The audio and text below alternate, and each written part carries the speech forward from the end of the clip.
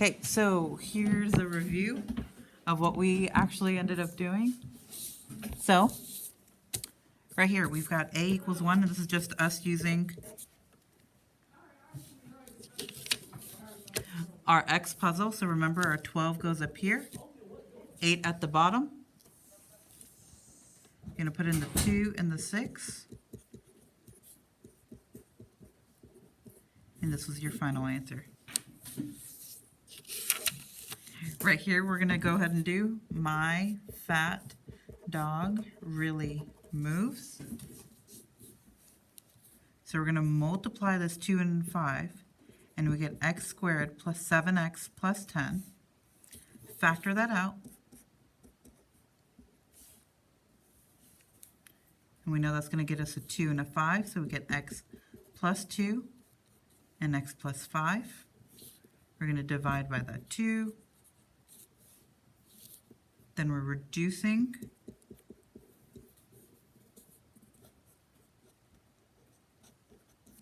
And then moving.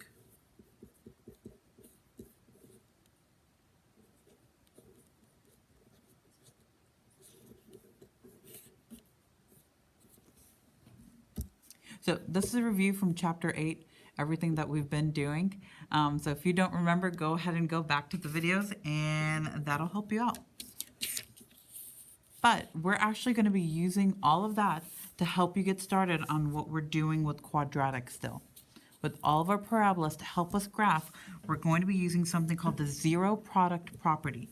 This helps us find our zeros, which are also known as roots, x-intercepts, and solutions.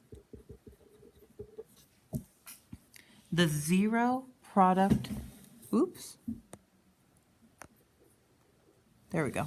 The zero product property tells us that if you have some number A times some number B and it equals 0, then we know that at least one of these has to equal 0. And you'll notice that the only difference from our example 1 and this example here is that there's just an equal to 0. We just set it equal to 0 so that we can solve for it. You're always going to have it equal to 0 if you want to solve.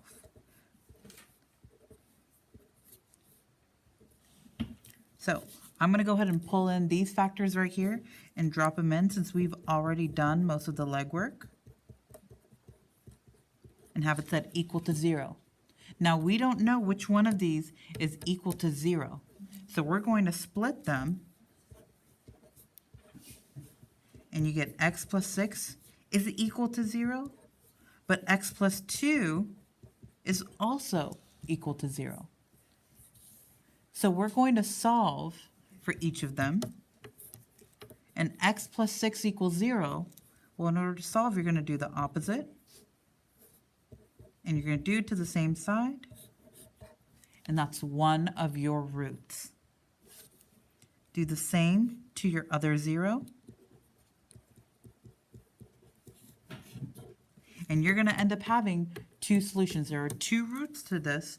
So if we were to graph it, it would probably look something like this.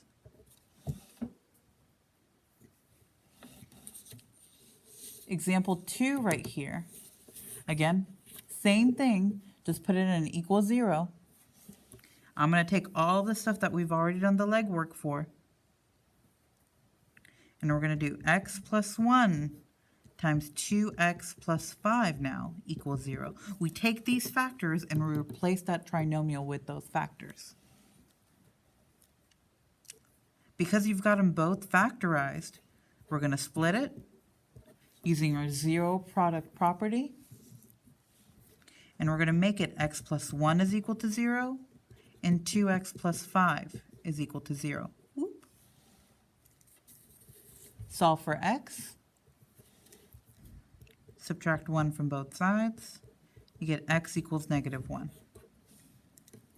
Now, for this one right here, you are going to end up getting a fraction, and that's okay. This is a two-step equation, so this is some way back from chapter 1. We're going to go ahead and subtract 5 and get rid of that third wheel first. So you get 2x is equal to negative 5. We have not yet solved for x. So we're going to divide by 2 on both sides. And you get x is equal to negative 5 over 2. And these would be both of your answers for example 2. These are your roots, your zeros, your x-intercepts, and your solutions. So remember, zebras are extra stylish.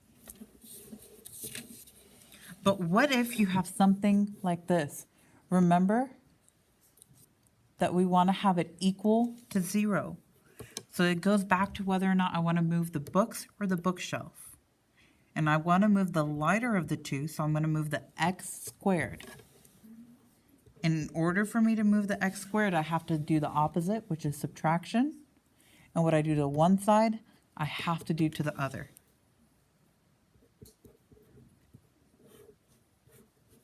X squared minus x squared zeroes out, and you bring that 35 down. This 2x also comes down. And 2 minus 1 gets you an x squared. This is still not equal to 0, so we're going to get rid of this 35 as well. And you're going to have to do the opposite. So what I do to one, I do to the other. Notice I cannot subtract the 35 over here. So this zeroes out. And you get equal 0. Everything else comes right on down because these are not like terms, and you want this to be a trinomial. So that way,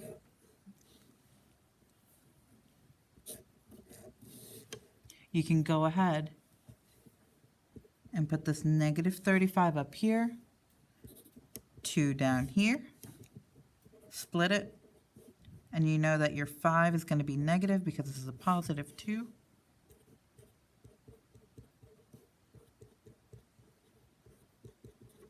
This is stuff that we've done from last chapter, so again, go over it if you need to. Set them both equal to 0. Oops, I'm about to run out of room. So for this one, I get x equals negative 7. And x equals negative 5. And that's one way that you're going to see your answers being written. But another way that you're going to see them is x equals the set of numbers negative 7. Oops, sorry, I made a mistake there. That should be a positive 5. And 5.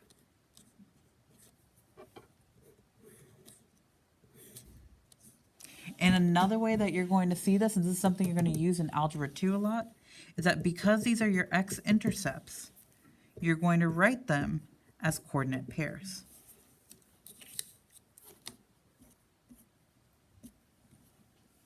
So right here, you'll remember that your y's are always going to be 0, and you're going to drop these negative 7 and that 5 in. Now, these are the three that you will most commonly see, and you need to be familiar with them, the process of them more so. But let's flip to the back.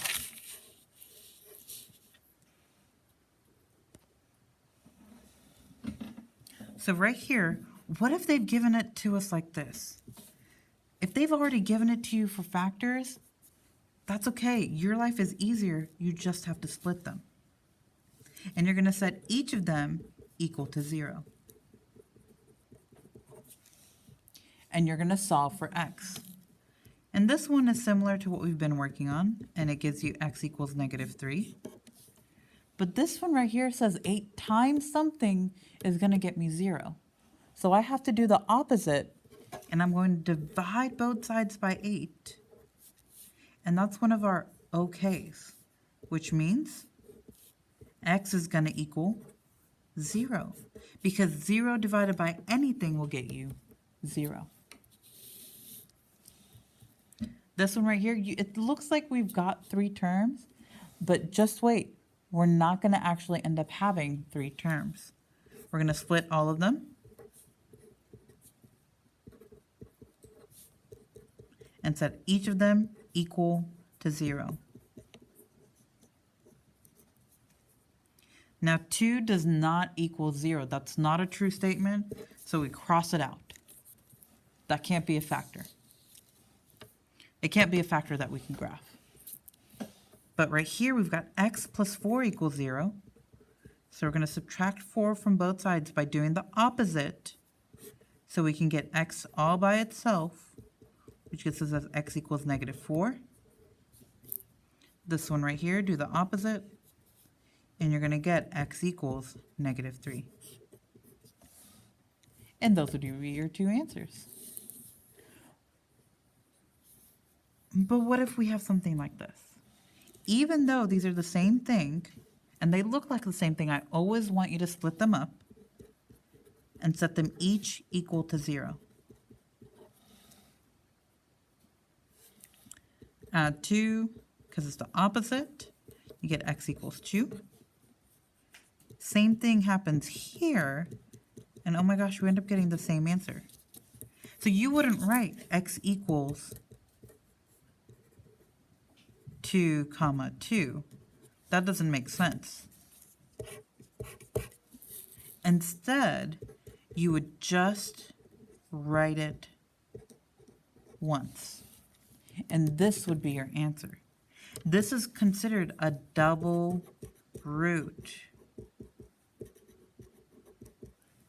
And this is from earlier when we were talking about graphing from standard form, where you can have either a 0, you can have no solution, 1 solution, or 2 solutions. So this one right here, when we were to graph it, it would look something like this. And your vertex would be that root. Final one right here. Same thing, split up your factors.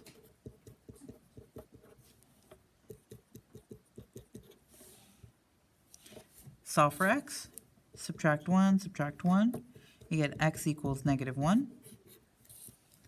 This one you're going to add 1,